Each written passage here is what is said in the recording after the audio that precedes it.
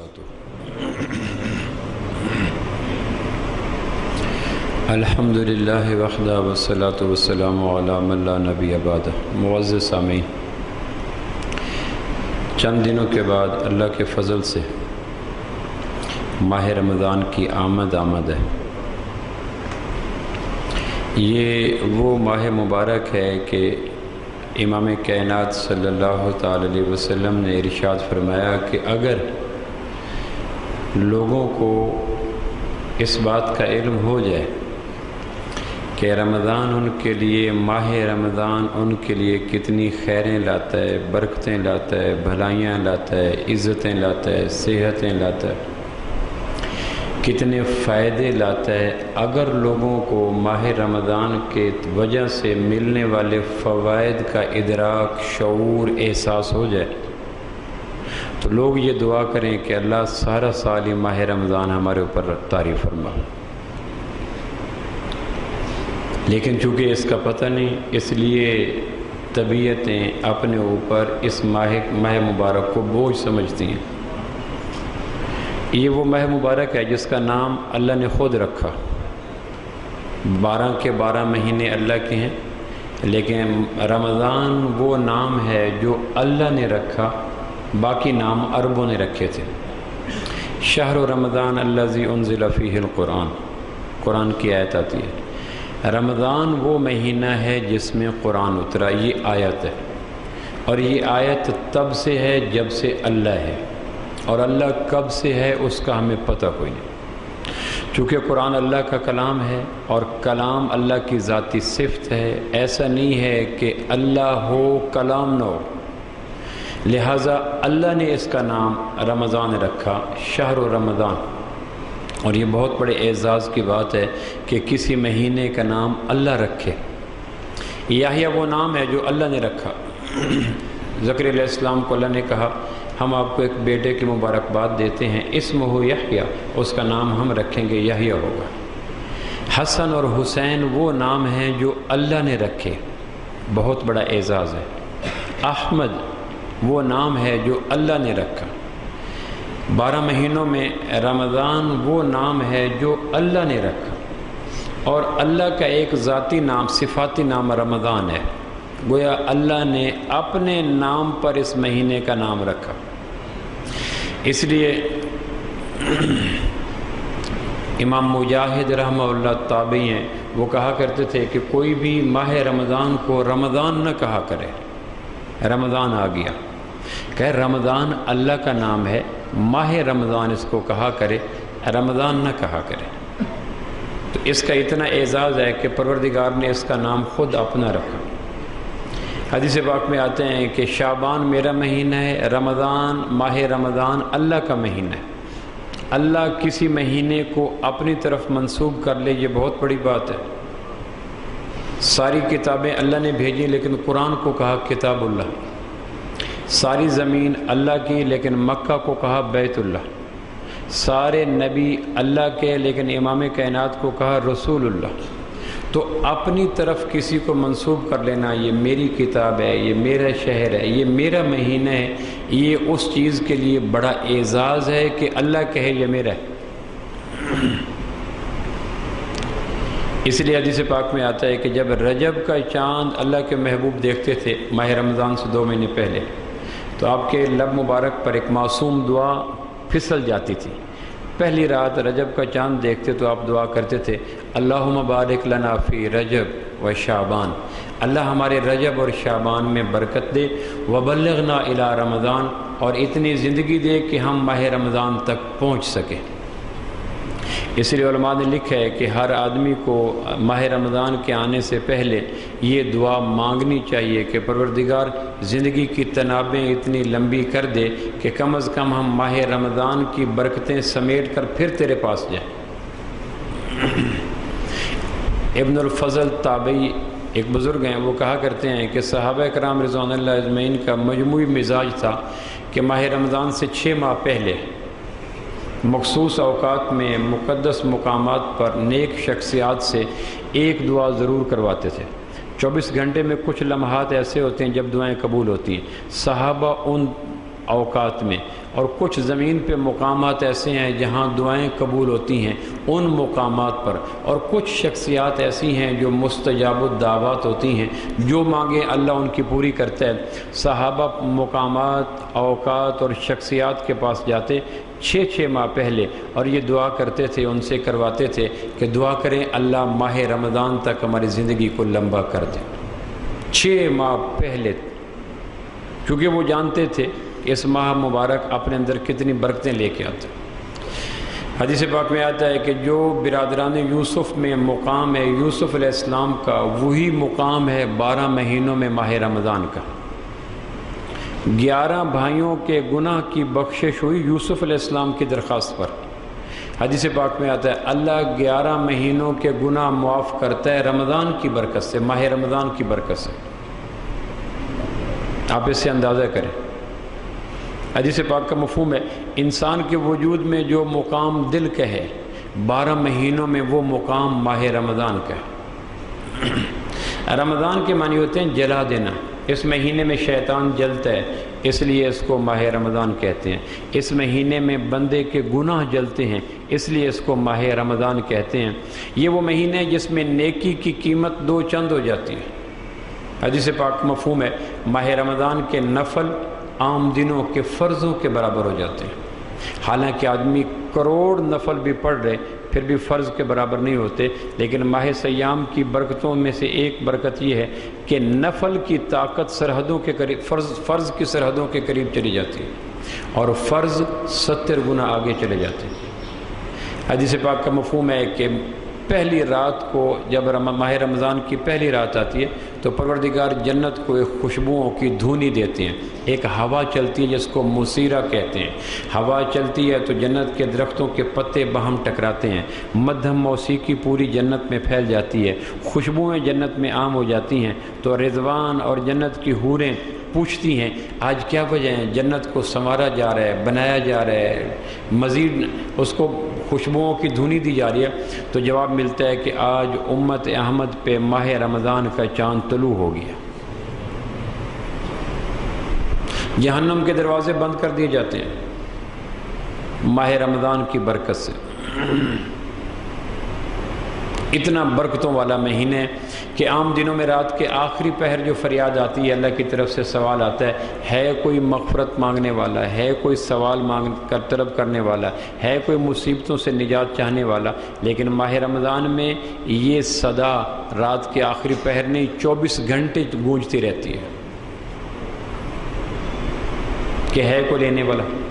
حضرت مجدد الافسانی رحمۃ اللہ علیہ فرمایا کرتے تھے کہ پورا سال جو اللہ کی برکتیں اہل زمین کے لیے اترتی ہیں اور اکیلے ماہ رمضان میں جو اترتی ہیں اس کی اگر نسبت اور ریشو نکالی جائے تو 11 مہینوں میں آسمان سے اہل زمین کے لیے اترنے والی برکتیں ایک قطرے کے برابر ہیں، اور تنہا ماہ رمضان میں اترنے والی برکتیں سمندروں کے برابر ہیں۔ یہ نیکیوں کا موسم بہار ہے۔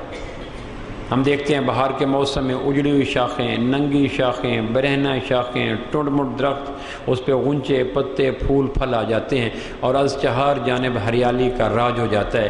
ماہ سیام آتا ہے تو دیکھتے ہی دیکھتے مسجدوں میں وہ لوگ بھی نظر آتے ہیں جو سارا سال نظر نہیں آتے۔ عام دنوں میں جن پہ خزاں رہتی ہے، پت جھڑ کا موسم رہتا ہے، نہ نماز کی شاخ کھلتی ہے، نہ حیا کی شاخ کھلتی ہے، نہ توبہ کی شاخ کھلتی ہے۔ برکتوں والا مہینہ ماہ رمضان آتا ہے تو یہ نیکیوں کا موسم بہار ہوتا ہے۔ دیکھتے ہی دیکھتے ہر طرف ہریالی ہو جاتی ہے، خیریں خیریں پھیل جاتی ہیں۔ اس لیے ایک حدیث پاک کا مفہوم ہے کہ ماہ رمضان جس کو ملا اور اس نے بخشش نہ کروا لی، اب اس کے لیے بخشش کی کوئی صورت نہیں ہے۔ امام حاکم نے حدیث لکھی ہے، امام کائنات مسجد نبوی میں ممبر پہ تشریف فرما ہوئے، جمعہ کا دن تھا، آپ نے فرمایا آمین۔ دوسرے زینے پر قدم رکھا، آپ نے فرمایا آمین۔ تیسرے زینے پر قدم رکھا، آپ نے فرمایا آمین۔ صحابہ نے بعد میں پوچھا پہلے آپ کا یہ معمول آمین کہنے کا نہیں تھا، آج یہ معمول دیکھا، فرمایا میرے پاس جبریل آئے تھے اور انہوں نے کہا تھا مجھے اللہ نے بھیجا ہے اور کہا کہ جاؤ میرے محبوب سے اس دعا پر آمین کہلواؤ۔ اللہ نے بھیجا، جبریل آئے، مسجد نبوی جمعہ کا دن ممبر کے اوپر چڑھتے ہوئے نبوت کی زبان سے آمین کہلوائی، اور اس میں پہلی یہ تھی کہ جس کو ماہ رمضان ملے اور وہ اپنی بخشش نہ کروا لے وہ برباد ہو جائے۔ ٹیوننگ کا مہینہ ہے، اوور ہالنگ کا مہینہ ہے، برین واشنگ کا مہینہ ہے، اندر کی دھلائی کا مہینہ ہے، تزکیہ نفس کا مہینہ ہے۔ ماہ مبارک آتا ہے تو جنات کو، سرکش جنات کو قید کر دیا جاتا ہے، شیاطین کو قید کر دیا جاتا ہے، باطل قوتوں کو دبا دیا جاتا ہے، نیکی کی فضا ہموار کر دی جاتی ہے اور آسمان سے آوازیں آتی ہیں، نیکی کی طرف بڑھنے والے آگے بڑھو، تمہارے لیے راہیں ہموار کر دی گئی، اور برائی کی طرف بڑھنے والے اپنے آپ کو لگامیں چڑھا لو، دشمن کو بند کر دیا گیا۔ موسم اچھا، پانی وافر، مٹی بھی زرخیز، ایسے میں جو کھیت نہ سینچے وہ کیسا دہقان۔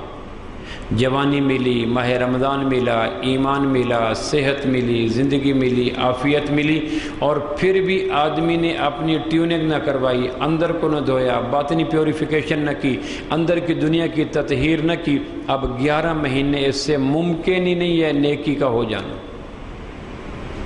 شاہ ولی اللہ رحمہ لکھا ہے کہ جو آدمی یہ چاہتا ہے کہ گناہ فلان نہیں چھوٹتا، میں بہتری کوشش کر چکا، بد نظری نہیں چھوٹتی، جھوٹ نہیں چھوٹتا، غیبت نہیں چھوٹتی، موسیقی نہیں چھوٹتی، شراب نہیں چھوٹتی، زنا نہیں چھوٹتا، فلاں نہیں چھوٹتے۔ شاہ ولی اللہ رحمہ لکھتے ہیں کہ اس کو کہو ماہ رمضان میں 1 مہینہ جبر کر کے اس نیکی پہ قابو پا لے، سال ہر سال کا تجربہ یہ ہے 11 مہینے اس سے وہ گناہ سرزد نہیں ہوگا۔ باقی 11 مہینے خارج کی دنیا کے ہیں، ماہ رمضان باطن کی دنیا کے ہیں، باقی 11 مہینے گرد و پیش کی کائنات کے سنوارنے کے ہیں۔ ماہ رمضان اندر کی دنیا کی تطہیر کا ہے، آدمی کے جو اندر کا جہان ہے، من کی دنیا ہے، اندر کی کائنات ہے۔ ماہ سیام اس کے اوپر احتساب کا مہینہ ہے، اس لیے جب شعبان آتا تو اللہ کے محبوب روزے رکھنا شروع کر دیتے تھے، اور شعبان سے پہلے، ماہ رمضان سے پہلے آپ صحابہ کو اکٹھا کر کے کہا کرتے تھے اپنے آپ کو تیار کرو، اوقات کی نظم و ضبط کو اپنے قابو کرو، لو تمہارے اوپر اندر کی دھلائی والا مہینہ آ رہا ہے۔ تزکیہ نفس، تزکیہ نفس میں، اندر کی تطہیر میں، باطن کو دھونے میں سب سے بڑی رکاوٹ شیطان ہے، اور شیطان بند ہو جاتا ہے۔ لہٰذا اس مہینے مسلمان کو کوشش کرنی چاہیے اپنا وقت نکال کر اندر کی دنیا پہ، ڈرائنگ روم سال بھر صاف ہوتے ہیں، گاڑیاں صاف ہوتی ہیں، کھیت صاف ہوتے ہیں، دفتر صاف ہوتے ہیں، ہموار زمینوں کے اوپر پلازے بنائے جاتے ہیں، باقی 11 مہینے پھیلی ہوئی کائنات کی طرف توجہ رہتی ہے۔ اللہ سے مانگ کر اس 1 مہینے میں چھپی ہوئی کائنات کی طرف نظر کیجیے، چونکہ پھیلے ہوئے کائناتی نقشے قبر میں نہیں جاتے، قبر کا سوراخ چھوٹا ہوتا ہے، گاڑی بڑی ہوتی ہے، قبر کا سوراخ چھوٹا ہوتا ہے، پلازے زیادہ ہوتے ہیں، قبر کا سوراخ چھوٹا ہوتا ہے، مکان، فیکٹریاں اور بینک بیلنس زیادہ ہوتے ہیں۔ سو باہر کے نقشے قبر میں نہیں جا سکتے، ہاں اندر کے نقشے قبر میں چلے جاتے ہیں۔ خوش نصیب ہے وہ شخص جو ماہ سیام کو، اندر کی دنیا کو دھونے کا اہتمام کرے۔ سنت ہے ماہ رمضان سے پہلے لوگوں کو ماہ رمضان کی طرف متوجہ کرنا، یہ سنت ہے۔ امی عائشہ کہتے ہیں شعبان کے آخری جمعے میں آپ نے واعظ فرمایا اور ہمیں کہا لوگوں ماہ رمضان آ رہا ہے، برکتوں والا مہینہ آ رہا ہے، اس میں ایک رات آ رہی ہے جو 1000 مہینوں سے افضل ہے، اس میں اللہ کی نیکی عام ہو جاتی ہے، نفل فرض بن جاتے ہیں۔ گویا ماہ سیام سے پہلے ماہ سیام کے تذکرے کرنا یہ اللہ کے محبوب کی سنت ہے۔ تو بھائیو اللہ کے مہمان، دنیا کے مہمان جب آتے ہیں تو ہم اس کی تیاریاں کرتے ہیں۔ مہمان جتنا VIP ہو، گھروں کے کچن کی مصروفیات، اہل خانہ کی مشاورت بڑھ جاتی ہے، مہمان آ رہا ہے، مہمان آ رہا ہے۔ اور رمضان، ماہ رمضان یہ شہر اللہ، اللہ کا مہینہ ہے، اللہ کا مہمان ہے۔ اس لیے حدیث پاک میں آتا ہے ماہ سیام کے اختتام پر جب عید کی شب آتی ہے، اللہ پوچھتا ہے ماہ سیام سے تو میرا مہمان تھا اور میں نے میزبانی کے لیے بھیجا تھا فلاں قبیلہ، فلاں فرد، فلاں شخص کی طرف، کیا تو ان سے راضی آیا؟ اور اگر مہمان کی آمد پر میزبان وہی ڈشیں دیں جو گھر میں پکاتے ہیں، وہی برتن دیں جو گھر میں پکاتے ہیں، وہی رویہ رکھیں جو گھر میں پکاتے ہیں، اتنا ہی وقت دیں جو عام وقت دیتے ہیں، تو پھر مہمان خوش نہیں ہوتا۔ ہاں ڈشیں الگ سے تیار ہوں، برتن الگ سے نکالے جائیں، وقت نکالا جائے، تو پھر مہمان کہتے ہیں ہاں مجھے اس نے اوور ڈیو پروٹوکول دیا۔ اللہ کہتے ہیں میں نے تمہیں بھیجا تھا، ان کے بیچ میں کیسے آئے ہو؟ حدیث پاک میں آتا ہے اگر ماہ سیام اس بستی، اس فرد، اس قبیلے، اس خاندان سے خوش آئے ہو، تو کہتے ہیں اللہ میں ان سے خوش آیا، انہوں نے مجھے خاص اہتمام دیا، پروٹوکول دیا۔ اللہ کہتے ہیں تم ان سے راضی ہو؟ کہنے کہ ہاں۔ تو اللہ فرماتے ہیں مجھے میری عزت اور بڑائی کی قسم باقی 11 مہینے میں ان کو راضی رکھوں گا، جسموں میں بیماری نہیں آنے دوں گا، دماغ میں ٹینشن نہیں آنے دوں گا، فصلوں میں سڑیاں نہیں آنے دوں گا، تجارتوں میں جھٹکے نہیں آنے دوں گا، دلوں پہ پریشانی نہیں آنے دوں گا، ان کا رواں رواں مطمئن رکھوں گا، انہوں نے میرے مہینے کو خوش کیا۔ 100 سال بھر کے اجالنے کا ماہ مبارک ہمارے اوپر قریب آ پہنچا۔ 5 دعائیں ہم ضرور کریں، یہ جو 5-7 دن مہمان بیچ میں رہ گئے ہیں، ہر بھائی 5 دعائیں ضرور کریں۔ ایک تو یہ کہ یا اللہ ماہ رمضان تک ایمان سلامت رکھ، ایمان کے ساتھ ماہ سیام کا استقبال کرنے کی توفیق نصیب فرما۔ ایک آدمی کو دوپہر کا سورج چمکے لیکن اس کی آنکھیں اندھی ہوں تو اس کو تو کوئی فائدہ نہیں۔ ایمان اگر مر جائے، ماہ سیام آ بھی جائے، کیا فائدہ؟ میں ایک ایسے آدمی کو جانتا ہوں، جھنگ کی ایک بہت بڑی مسجد کا خطیب تھا، اور اس کا جمعے کا لیکچر سننے کے لیے خلق خدا دور دور سے آیا کرتی تھی، اور بڑی عمدہ گفتگو کرتا تھا۔ میں اس سے بڑا متاثر تھا۔ پھر مجھے بعد میں پتہ چلا کہ وہ کافر ہو گیا، اور سٹل کافر ہے۔ عالم پورا، حافظ پورا، خطیب بلا درجے کا، وائز انتہا کا، لیکن کافر ہو گیا اور ابھی بھی کافر ہے۔ ہم اللہ سے یہ 1.5-2 ہفتہ بیچ میں ہیں، پروردگار، حدیث پاک کا مفہوم ہے نا، قرب قیامت میں ایمان ایک بے مایا بے وقت ہوگی۔ باتھ روم کا بلب فیوز ہو جائے ہم اس کی حفاظت کرتے ہیں، گاڑی کو خراش آ جائے ہم اس کے بارے میں پریشان ہو جاتے ہیں، کپڑے پہ دھبا لگ جائے طبیعت میں بوجھ آ جاتا ہے، لیکن ایمان کے بارے میں ہمارے اندر کوئی طلب ہی کوئی نہیں۔ ایمان بھی کوئی چیز ہے جن سے گرام آیا ہے، اللہ کے نزدیک اس کا کتنا مقام ہے۔ اس دور میں سب سے بے مایا بے وقت بے حیثیت چیز گری پڑی، وہ مسلمان کے نزدیک جن سے ایمان ہے۔ پودوں کو بر وقت پانی ملتا ہے، لیکن ایمان کے پودے کو پانی۔ اس لیے حدیث پاک کا مفہوم ہے قرب قیامت میں ایمان دل کی بجائے زبان کی نوک پہ ہوگا۔ آدمی صبح مومن ہوگا، شام کافر ہوگا، اور شام کو مومن ہوگا، صبح کافر ہوگا۔ اور ایک آدمی ایسا جملہ بول دے گا، آسمان کی بادشاہت میں کافر ہوگا اور دنیا میں اپنے آپ کو مومن سمجھتا رہے گا۔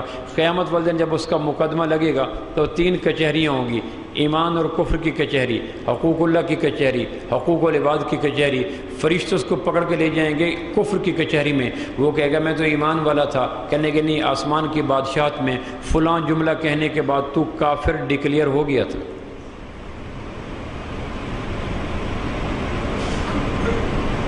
اس لیے ہم اس سے پہلے کہ یا اللہ جن سے ایمان، نعمت ایمان، چراغ ایمان، شجر ایمان، اس کے ساتھ ہمیں قائم رکھ، کیونکہ تیرے فضل کے بغیر نہ ایمان آیا نہ قائم رہ سکتے۔ دوسرا صحت مانگیں، صحت نہ ہو تو آدمی ایمان سے ماہ رمضان سے فائدہ نہیں لے سکتا۔ ایک آدمی ہسپتال میں پڑا ہے، الائڈ کے کسی بیڈ پہ پڑا ہے، ڈرپیں لگی ہوئی ہیں، انجیکشن لگے ہوئے ہیں، مشینیں لگی ہوئی ہیں، اس کو کیا پتہ سحری کب آتی ہے، افطاری کب آتی ہے، تراویح کیا ہے، لیلۃ القدر کیا ہے، اعتکاف کیا ہے، فرض روزے کیا ہے۔ وہ تو ہسپتال کا افسردہ ماحول، دکھی ماحول، آہو زاری، چیخو پکار، کراہنے کی آوازیں، پرہیز کی لمبی فہرست، تھک ہار کے کبھی آنکھیں بند کر لیں، کبھی کھول لیں، کبھی جسم ٹوٹتا ہے، کبھی ہے نکلتی ہے، اس کو یاد آتا ہے گزشتہ برس سحری کی تھی، افطاری کی تھی، گزشتہ برس تراویح پڑھی تھی، اعتکاف کیا تھا، اب کے برس ڈاکٹر کہتے ہیں 6 مہینے بیڈ سے اتر نہیں سکتے۔ آنے والے دنوں میں اللہ سے ضرور مانگیں پروردگار کسی جان توڑ بیماری میں مبتلا نہ کرنا۔ کوئی پتہ نہیں ہوتا، بیماریاں دائیں بائیں رینگ رہی ہوتی ہیں۔ اللہ کے محبوب 2 کام اپنے خود کرتے تھے، ایک مسکین کو خیرات دینی ہوتی تو خود جا کے دیتے تھے، کسی کو نہیں کہتے تھے پیسے دو، کیونکہ حدیث پاک میں آتا ہے مسکین کے سوال کے بغیر خود چل کر اس کو پیسے دے آنا، یہ آدمی کو بری موت سے بچاتا ہے، ناگہانی بیماریوں سے بچاتا ہے۔ اس کی زبان کو سوال سے آلودہ نہ ہونے دیں، خود دیکھیں اور چل کے جائیں۔ اللہ کے محبوب مسکین کو خیرات دیتے ہوئے کسی کو نہیں کہتے تھے جا کے دیو۔ ان دنوں میں ان دعاؤں کا خصوصی اہتمام کیا جائے جو بیماریوں سے بچاتی ہیں، حادثوں سے بچاتی ہیں، چونکہ بیماریاں اور حادثے از چہار جانب پھیلے ہوئے ہیں، دائیں بائیں آگے پیچھے، اور وطن عزیز میں ڈرائیونگ کا کوئی قانون نہیں، ڈرائیونگ کا کوئی معیار نہیں، موت آدھے فٹ پہ گزر رہی ہوتی ہے۔ تو ایمان کی دعا مانگیں، صحت کی دعا مانگیں، پروردگار صحت کے ساتھ ماہ سیام کی برکتوں سے لطف اندوز ہونے کی توفیق عطا فرما۔ یہ مانگیں، مانگنا پڑے گا۔ وہ تو 6 مہینے پہلے مانگتے تھے، ہم ہفتہ پہلے مانگنے شروع کر دیں۔ میں نے بھی عرض کیا نا، ابن الفضل تابعی رحمہ اللہ فرمایا کرتے تھے صحابہ کا معمول تھا ماہ سیام سے 6 ماہ پہلے ماہ سیام تک پہنچنے کی دعائیں مانگنی۔ ایمان مانگے، صحت مانگے، اور پھر تیسری چیز آزادی مانگے۔ جو لوگ کسی کردہ ناکردہ جرم کی سزا میں چلے جاتے ہیں جیل میں، باعزت بری ہوتے ہوتے بھی 4 سال لگ جاتے ہیں۔ ڈسٹرکٹ جیل میں لیکچر دینے کے لیے گیا، وہاں جا کے اندازہ ہو کتنے ناکردہ جرائم کی وجہ سے لوگ پڑے۔ کڑیل جوان بیویاں بیوہ ہوگی، کڑیل باپ بیٹے یتیم کی طرح زندگی گزار رہے ہیں، 6/9 کی کوٹری میں ایک ابھرتا ہوا شباب کے 4 سال کھا رہے۔ وجہ کیا؟ محض شک کی بنا پر پڑے، یا کسی تھانے دار کا پیٹ کا دوزخ بھرنے کے لیے 4 پیسے دے دیے، اس نے FIR کاٹ دی اور ایک کڑیل جوان کو کھلی فضا سے اٹھا کر ایک لک و دک اور اجڑے ہوئے ماحول میں پھینک دی۔ ہم پروردگار سے آنے والے دنوں میں آزادی کی نعمت مانگیں۔ قیدیوں کو کوئی پتہ نہیں ہوتا سحری کیا، افطاری کیا، تراویح کیا، شب قدر کیا، اعتکاف کیا، یہ ساری نعمتیں تو آزادی کے ساتھ۔ چوتھی نعمت مانگیں عافیت۔ امی عائشہ رضی اللہ عنہ نے پوچھا اللہ کے محبوب اگر میں لیلۃ القدر پالوں کیا مانگوں؟ لیلۃ القدر کی گھڑیاں اگر مل جائیں تو میں کیا مانگوں؟ تو آپ نے کیا فرمایا؟ عائشہ عافیت مانگنا، اللہ عافیت دے، عافیت دے، عافیت دے۔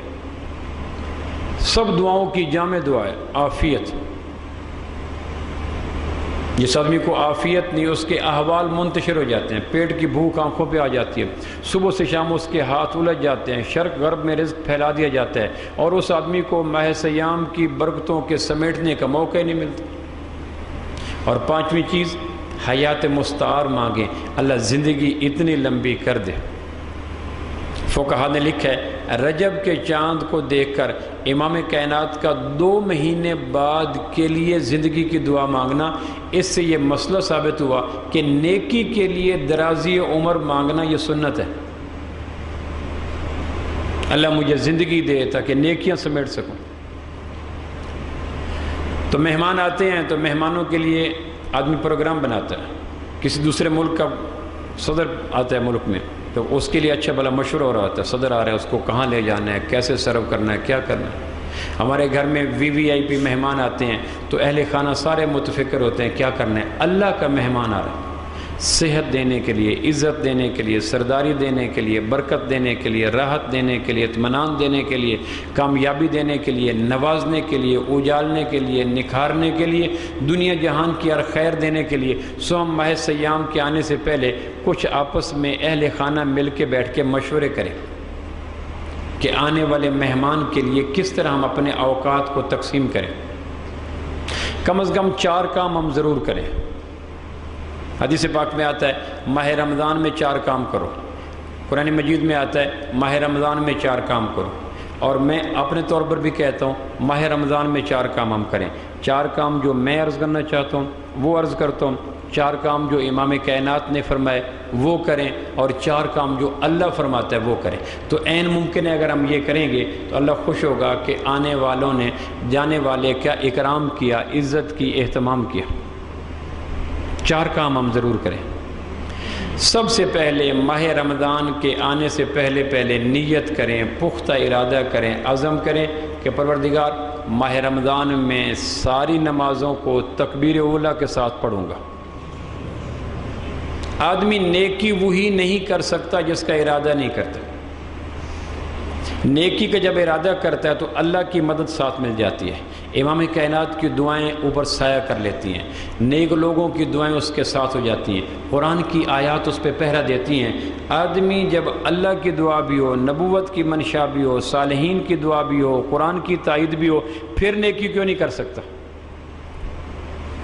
ہیروئن پینے والا، اس کو یہ چاروں چیزیں میسر نہیں ہیں، پھر بھی وہ پی لیتا ہے. نماز پڑھنے والا کہ میں نماز پڑھنا چاہتا ہوں، اللہ کہتے ہیں ہاں میں چاہتا ہوں. فقہا نے مسئلہ لکھا کہ ایک آدمی کہتے ہیں انشاءاللہ میں بیوی کو طلاق دیتا ہوں تو طلاق نہیں ہوگی، اور ایک آدمی کہتا ہے انشاءاللہ یہ پلاٹ میں مسجد کو دیتا ہوں تو پلاٹ ہو گیا. جملہ ایک ہی ہے کہ میں انشاءاللہ یہ پلاٹ مسجد کو دیتا ہوں تو اب اس کی ملکیت ختم ہوگی، پلاٹ مسجد کے نام ہو گیا. اور اگر وہ کہتا ہے انشاءاللہ میں بیوی کو طلاق دیتا ہوں تو طلاق نہیں ہوئی. وجہ کیا ہے؟ اللہ کہتا ہے کہ تم نے کہا اللہ اگر چاہے تو میں یہ پلاٹ دیتا ہوں، اللہ کہتا ہے میں تو چاہتا ہوں دے دو. میری چاہت پوچھی ہے نا، اللہ اگر چاہے تو میں مسجد کو پلاٹ دیتا ہوں، تو اللہ کہتا ہے میں تو چاہتا ہوں نیکی کرو، 100 پلاٹ ہو گیا. ایک آدمی کہتا ہے اللہ اگر چاہے تو میں طلاق دیتا ہوں، اللہ کہتا ہے میں کوئی نہیں چاہتا طلاق دو. دینی ہے تو برائی کی نسبت اپنی طرف منسوب کر کے دو، برائی کی نسبت میرے کندھوں پہ مت رکھو. اللہ اگر چاہے تو بیوی کو طلاق دیتا ہوں، اللہ کہتا ہے میں کب چاہتا ہوں؟ کسی کی بیٹی کو داغدار کر کے واپس بھیجو، اس کے باپ کو قسطوں میں مار دو، اس کی بقیہ زندگی کو رسوا کر دو، اس کو اکلاپے میں موت دے دو، اس کے اوپر ایک نہ مٹ جانے والا دھبا ڈال دو، زندگی کی خوشیوں کے راہیں مسدود کر دو.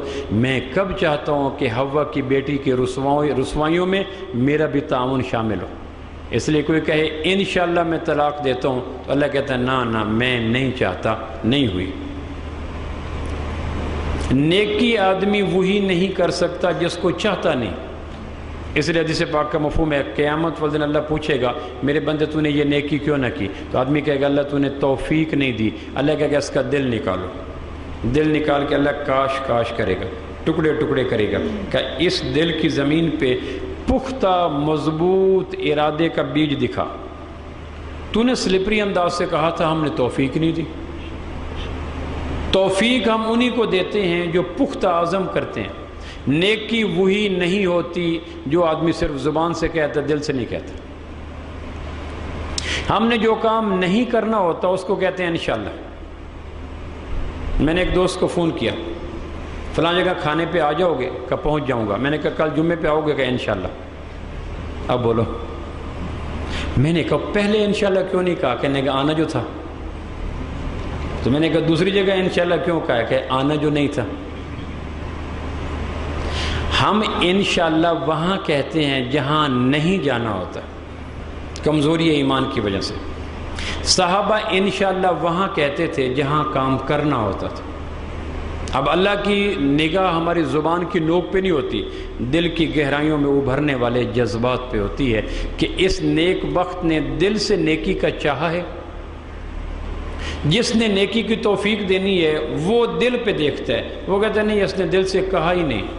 اور نیکی کو ایسی چیز نہیں ہے کہ آدمی نہ چاہے اور اس کو چسپاں کر دی جائے.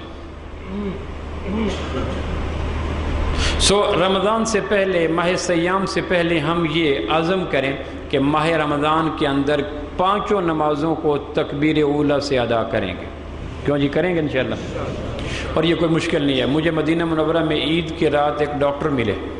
ہم اکٹھے طالبان کی سرزمین پہ گئے تھے، 97 یا 98 کی بات ہے. ان دنوں تک ان کی تکبیر اولیٰ قضا نہیں ہوئی تھی. کئی سال گزر گئے تھے. پی ایم سی کے ڈاکٹر تھے، غالباً ایسوسیٹ پروفیسر تھے. پھر ڈیپوٹیشن پہ سعودی عرب گئے ہوئے تھے کسی شہر میں. وہاں مجھے ملے، عید کی صبح یا رات کو مل گئے. مکہ مدینہ منورہ میں ہم اعتکاف سے اٹھے تو مل گئے. میں نے کہا ڈاکٹر صاحب کہاں تک پہنچی تکبیر اولیٰ کی حفاظت؟ کہنے اللہ کا شکر ہے 29 سال گزر گئے میری تکبیر اولیٰ قضا نہیں ہوئی. اب اگر ہم قیامت والے دن اللہ کو عذر کریں گے یا اللہ یہ مسئلہ تھا یہ مسئلہ تھا، تو اللہ کہیں گے صحابہ کو چھوڑو، انہی کے دور کے ایک ڈاکٹر کو لا کے سامنے کھڑا کرو. بولو بھائی تمہارے کیا عذر تھے؟ بچے تھے، بیوی تھی، دوست تھے، کاروبار تھا، فکر معاش تھی، ان میں سے کون سی چیز تھی جو اس ڈاکٹر کے پاس نہیں تھی؟ یہ اس لیے کر گیا کہ اس نے طے کیا تھا، تم اس لیے نہیں کر سکے کہ تم نے طے نہیں کیا تھا۔ اور نیکی کوئی گئی گزری چیز نہیں ہے کہ ان لوگوں کو دے دی جائے جو طے ہی نہ کرے۔ دنیا ان لوگوں کو دے دیتا ہے اللہ جو طے نہ کرے، گری پڑی چیز ہے۔ لیکن رہا نیکی، اس کے لیے طلب صادق، عزم مصمم، پختہ جذبہ ضروری ہے۔ ہلکا سا بھی اس میں سلپری انداز آ جائے، آسمان کی نگاہیں بدل جاتی ہیں۔ ماہ سیام میں طے کرنا۔ میرے ایک دوست پولیس میں بڑے افسر کہنے لگے اتنا عرصہ ہو گیا میری تکبیر اللہ قضا کبھی نہیں ہوئی۔ سو ہم ماہ سیام سے پہلے اپنے آپ کو پختہ کریں، اور آج جمعہ، آج سے ہم اس پالیسی پہ چل نکلیں کہ جمعے کے بعد عصر آئے گی، مغرب آئے گی، عشاء آئے گی، فجر آئے گی۔ لو بھائی ماہ سیام سے پہلے ہم اپنی باڈی کو ٹرائل دیں۔ باجماعت نماز پڑھیں گے تو 3 فائدے ہوں گے۔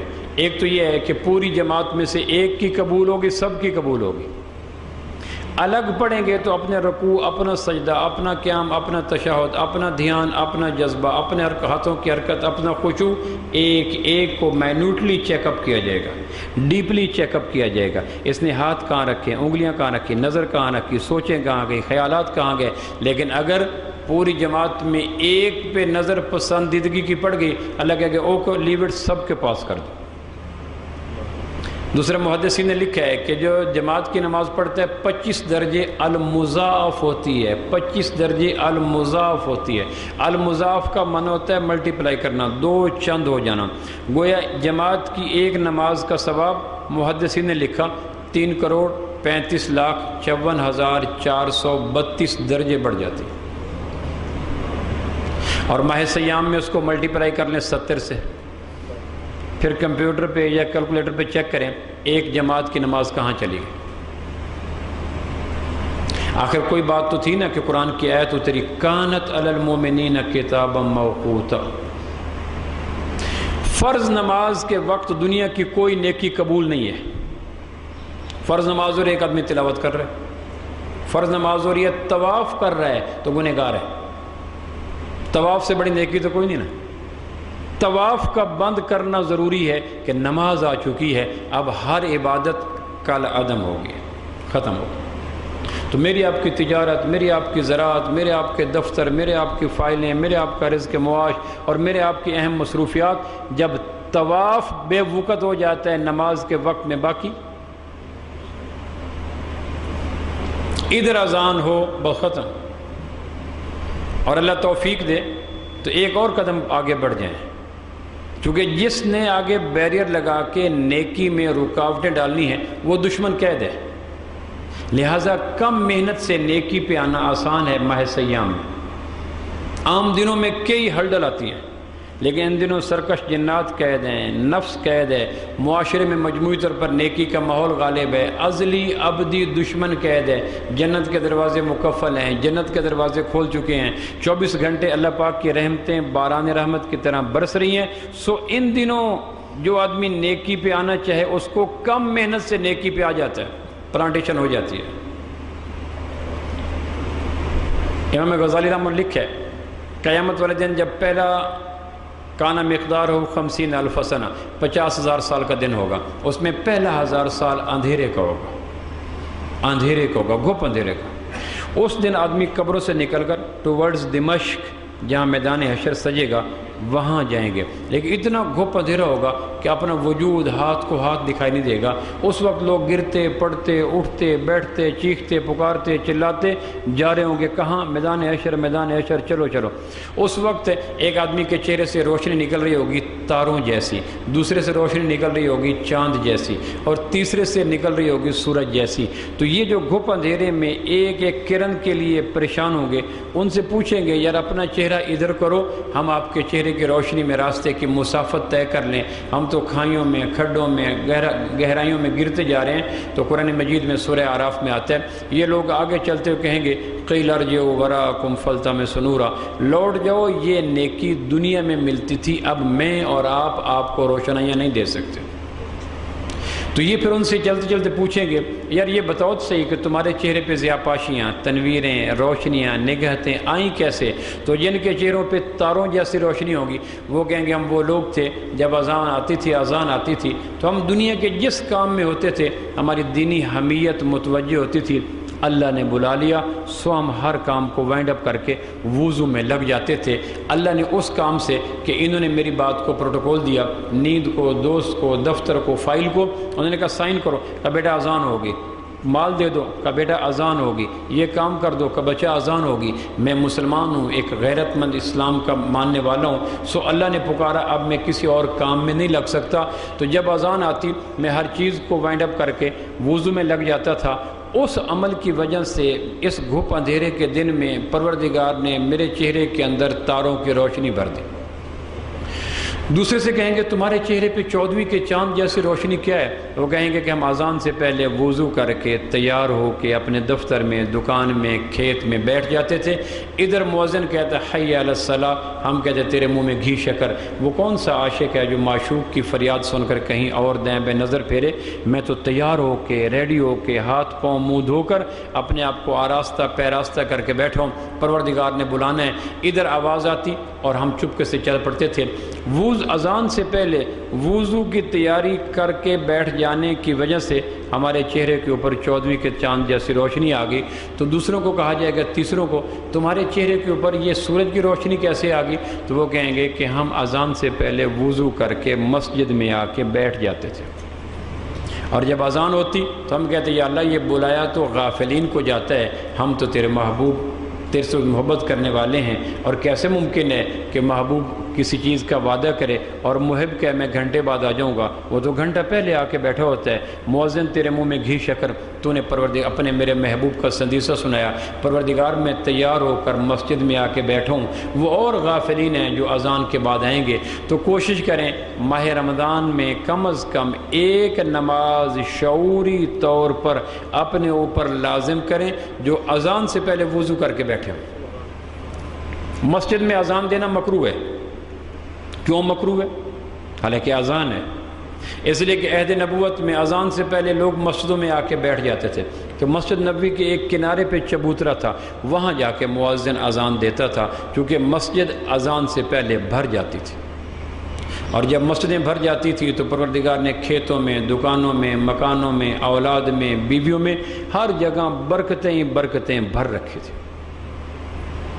تو ماہ سیام سے پہلے یہ طے کریں کہ ہم نے ماہ رمضان میں 30 دن کم از کم تکبیر اولیٰ کے ساتھ نماز پڑھنی ہی پڑھنی ہے، اور اس کا آغاز آج عصر سے کر دیں، تاکہ دیکھیں کہ طبیعت سرکش ہے یا طبیعت باغی ہے۔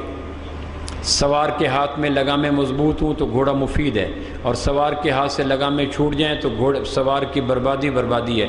جسم اگر لگامیں آدمی کے ہاتھ میں ہو تو خیر ہی خیر ہے۔ آج عصر سے اپنے آپ کو پابند کریں کہ آج جسم وہ بھی تو لوگ ہیں جو 29 سال سے تکبیر اولیٰ کے ساتھ جماعت کا اہتمام کر رہے ہیں، تو کیسا کم نصیب ہے کہ 10 دن بھی اہتمام نہیں کر سکتے۔ دوسری چیز جو نیکی کریں وہ کم از کم ماہ رمضان سے پہلے زکوٰۃ کا اہتمام کریں۔ آپ غلاف کعبہ کے سائے میں بیٹھے تھے، فرما رہے تھے اس ذات کی قسم جس کا یہ قبلہ ہے، اس کی نماز قبول نہیں جو زکوٰۃ نہیں دیتا۔ ہم بچے کو 3 دفعہ کہیں، بچہ نہ مانے تو ہم کہتے ہیں یہ ایسا پاگل ہے، 3 دفعہ میں نے اس کو کہا ہے، 10 دفعہ کہا ہے، 20 دفعہ کہا ہے۔ قرآن مجید میں 82 دفعہ کہا ہے، 82 ٹائمز، 82 دفعہ کہا ہے اللہ نے کو لوگوں زکوٰۃ دو، زکوٰۃ دو، زکوٰۃ دو، زکوٰۃ دو، اور جو 82 دفعہ نہیں سنتا اللہ کہتی ہے تو جانور ہے، اس کو تو میری بات کا اثر ہی کوئی نہیں ہوتا۔ میں نے اس کم نصیب کو زکوٰۃ دینے والا بنایا ہے، لینے والا نہیں بنایا۔ دوسرے کا مال اس کے گھر میں رکھا ہے، اور یہ واحد گناہ ہے جس کا عذاب حساب سے پہلے ہوگا۔ زنا کا عذاب حساب کے بعد ہوگا، قتل کا عذاب حساب کے بعد ہوگا، چوری کا عذاب حساب کے بعد ہوگا۔ لیکن زکوٰۃ نہ دینا، ابھی آدمی میدان حشر میں کھڑا ہوگا، ترازو پہ نہیں جائے گا، نیکی بدی نہیں تلے گی، اور سانپ آ کے اس کو لپٹیں گے، جانور آ کے اس کو سینگ ماریں گے، گھوڑے بھینس بکریاں اس کے اوپر چڑھ جائیں گے اور اس کے وجود کا قیمہ بنا دیں گے، اور کہیں گے ہم تیرا وہ مال ہیں جس کی زکوٰۃ نہیں دیا کرتا تھا۔ 5 بڑے بڑے فائدے ملتے ہیں زکوٰۃ دینے والے کو۔ سب سے بڑا فائدہ ہوتا ہے اللہ کی محبت ملتی ہے، چونکہ آدمی کو مال سے محبت ہوتی ہے تو آدمی اپنا محبوب دیتا ہے اللہ کے نام پر، اللہ مال کی محبت کو پر کرنے کے لیے اپنی محبت اس کے اندر بھر دیتا ہے۔ دوسرا، اس کا حلال مال پاک ہو جاتا ہے، زکوٰۃ نہ دینے کی وجہ سے حلال مال ناپاک ہو جاتا ہے۔ حرام کی بات چھوڑو، زکوٰۃ نہ دینے کی وجہ سے حلال مال ناپاک ہو جاتا ہے۔ تیسرا، قرآن کہتا ہے کہ ہم اس کے حلال مال میں برکت بھر دیں گے، زیادتی کر دیں گے۔ چوتھا حدیث میں آتا ہے کہ اگر لوگ زکوٰۃ وقت پہ دیں گے تو پروردگار ان کی زمینوں کی پیاس بجھانے کے لیے بجائی کے دنوں میں بارشیں برسائے گا، رگوں تک نمی اترے گی، ان کی فصلیں سونا اگلیں گی اور لوگ حشاش بشاش ہو جائیں گے۔ بارش وقت پہ برستی ہے جب زکوٰۃ دی جاتی ہے۔ اور پانچواں، 82 دفعہ کہا ہوا حکم پورا ہو جاتا ہے۔ صدیق اکبر رضی اللہ کے زمانہ خلافت میں جو پہلا اجماع ہوا وہ یہ تھا کہ جو زکوٰۃ نہیں دے گا اس کو قتل کیا جائے گا۔ یہ پہلا اجماع امت تھا، زکوٰۃ نہ دینے والے کے خلاف جہاد کیا جائے گا۔ زکوٰۃ دی جائے۔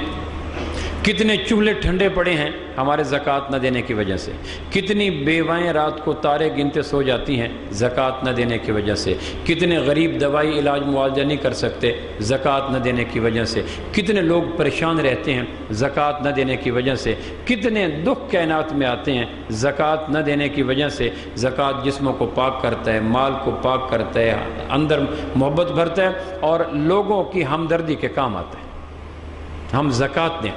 اگر فیصل آباد کے لوگ زکوٰۃ دینا شروع کر دیں تو گلی محلوں میں کوئی فقیر نہ ہے۔ کتنی ایسی بیواؤں کو میں جانتا ہوں جو یہ کہتی ہیں کہ ہم 5 بچوں سمیت خودکشی کرنا چاہتی ہیں، اس سے بخشش کا کوئی طریقہ ہے تو بتاؤ، ہمارے پاس قسطوں میں موت کی بجائے ہم یک لخت مرنا چاہتے ہیں۔ اور ان کو اس ڈیسیژن پر کس نے مجبور کیا؟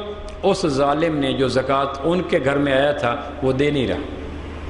اس لیے کہتے ہیں کہ زکوٰۃ فرض ہونے سے پہلے دی جائے۔ جس طرح اذان آنے سے پہلے جو آدمی آتا ہے اس کی قدر و منزلت اللہ کے ہاں اور ہوتی ہے۔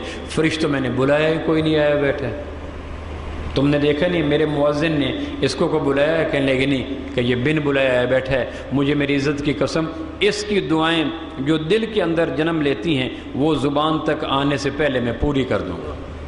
ایک آدمی کہتا ہے میرے پہ زکوٰۃ فرض ہوتی ہے رمضان میں، وہ کہتا ہے میں تو دوں گا 2 مہینے پہلے۔ اللہ کہتے ہیں میں نے ابھی اس پہ وقت آیا ہی نہیں، اس کو کتنا شوق ہے میرے نام پہ دینے کا، وقت سے پہلے دیں اور جو لے اس کا شکریہ ادا کریں۔ جس طرح مسجد کا آدمی شکریہ ادا مسجد کا نہیں ہوتا، نمازی مسجد کا شکریہ ادا کرتا ہے کہ مل گئی، مسجد سے نہیں کہتا کہ میرا شکریہ ادا کر میں نے سجدہ کیا۔ حاجی عرفات کو نہیں کہتا میرا شکریہ ادا کر میں نے عرفات کر کے آیا۔ قاری قرآن کو نہیں کہتا میرا شکریہ ادا کر میں نے پڑھا۔ سو زکوٰۃ دینے والا مت کہے اس کو میرا شکریہ ادا کر میں نے تمہیں زکوٰۃ دی، بلکہ فقہاء نے لکھا ہے زکوٰۃ دینے والا اپنا ہاتھ نیچے رکھے اور لینے والے کو کہے اوپر سے آ کے اٹھا، کیونکہ نیچے والے ہاتھ سے اوپر والا ہاتھ بہتر ہوتا ہے۔ 1000 2000 دے کر کسی کی انسانیت کو ذبح نہ کریں، کسی کی انا کو پامال نہ کریں۔ امی عائشہ فرمایا کرتی تھی کسی اندھے کو زکوٰۃ دے کے آنا، اسے پتہ ہی نہ چلے کس نے دی۔ یہاں لائنیں لگی ہوتی ہیں کوٹھیوں کے سامنے زکوٰۃ لینے والوں کی۔ یہ فرض پورا ہو جائے گا لیکن تکبر نہیں نکلے گا، مال کی محبت نہیں نکلے گی۔ پھر اپنی نوکرانی سے کہتی جس اندھے کو زکوٰۃ دو کوشش کرنا کو اندھا مل جائے اس کو زکوٰۃ دینا۔ تو کہنے میں نے اندھے کو دی، کہنے کہ اس کے بول سننا، جب زکوٰۃ دینے کے بعد جو بول بولے تو وہ کہے گا اس نے زکوٰۃ دے کے کہ وہ آپ کے لیے یہ دعائیں دے رہا تھا۔ کہنے کہ جاؤ یہ دعائیں بھی اس کو واپس کر کے آؤ، ہم نیکی کا صلہ دعاؤں کے روپ میں بھی نہیں لینا چاہتے، ہم اللہ کا حکم پورا کر رہے ہیں، کسی صلہ کیوں نہیں؟ اپنا مال پاک ہو رہا ہے، اپنا حلال کھانے کے قابل ہو رہا ہے، کسی پہ احسان کیسا؟ اور تھا ہی کسی کا، میرا تھا کب؟ اور پروردگار کے لیے کیا مشکل ہے کل یہی زکوٰۃ لینے والا بن جائے؟ تو زکوٰۃ دیں۔ تیسرا کام اس مہینے میں قرآن مجید کی تلاوت کثرت سے کریں۔ شہر رمضان الذی انزل فیہ القرآن، اس مہینے میں قرآن اترا، اتنی بڑی نیکی۔ جتنا بھی آسمان کا لٹریچر اترا رمضان میں اترا، تورات کیا، زبور کیا، انجیل کیا، قرآن کیا، 21 رمضان کو قرآن اترا، عشاء کی نماز کے بعد آغاز ہوا۔ سو اس مہینے میں کثرت سے قرآن پڑھا جائے، کم از کم 2 پارے ہر آدمی معمول میں پڑھے۔ اور چوتھا کام، آپ جانتے ہیں اے سی چلانے سے پہلے الماریاں بند کرتے ہیں، اے سی چلانے سے پہلے گاڑی کے شیشے بند کرتے ہیں۔ اگر آدمی فل شیشے کھلے ہوں، تیز اے سی چلا دے تو زیادہ ریئیکشن ہوتا ہے، کبھی انتہائی گرم ہوا آئے گی، کبھی انتہائی ٹھنڈی ہوا آئے گی۔ پورا دروازے کھلے رہیں، اے سی نہ چلائے، اتنا نقصان نہیں ہوگا۔ پورے دروازے بند کرا دیں، اے سی چلا دیں، پھر بھی فائدہ ہوگا۔ لیکن پورا اے سی چل رہا ہو، دروازے کھل رہے ہوں تو یہ زیادہ نقصان ہوگا۔ ادھر روزے کا اے سی آ گیا، رمضان کا اے سی آ گیا، اور ادھر کھڑکیاں کھول دیں۔ ماہ رمضان میں ایک کام ضرور کریں، اور وہ ہے مشکل، لیکن ایمان والوں کے لیے کوئی مشکل نہیں ہے کہ ماہ رمضان میں ٹی وی، کیبل، ڈش بند کر دیں۔ اگر اے سی کی ٹھنڈک اندر محفوظ رکھنا چاہتے ہیں تو، ورنہ شیشے کھول کے ایک آدمی کو نزلہ زکام ہے، دوائیاں لے لیکن اچار کھائے تو کیا ہوگا؟ لیمو کھاتا رہے اور نزلہ زکام کی دوائیں لیتا رہے، کیا فائدہ ہوگا؟ بھرپور روزے رکھے، لیلۃ القدر کی کوشش کرے، اعتکاف کرے، لیکن کیبل ڈش اے سی چل رہا ہو تو ساری نورانیت برباد ہو جاتی ہے۔ کفار نے ہمارے باطن کو برباد کرنے کے لیے ان آلات کے نام پر دے کر ہمیں اندر سے کھوکھلا کر دیں۔ بڑا مشکل ہے۔ نماز کے لیے آپ تیار ہو جائیں گے، تلاوت کے لیے بھی آپ تیار ہو جائیں گے، زکوٰۃ کے لیے بھی آپ تیار ہو جائیں گے، لیکن ہیروئن سے بڑا نشہ ہے کیبل کا، اور ہیروئن سے بڑا نشہ ہے ڈش کا، اور ہیروئن سے بڑا نشہ ہے اس کا ٹی وی کا۔ اگر ماہ رمضان کی برکت میں اس سے نجات پا لی تو گوئے خیروں کو سیکیور کر لیا۔ اللہ مجھے اور آپ کو عمل کی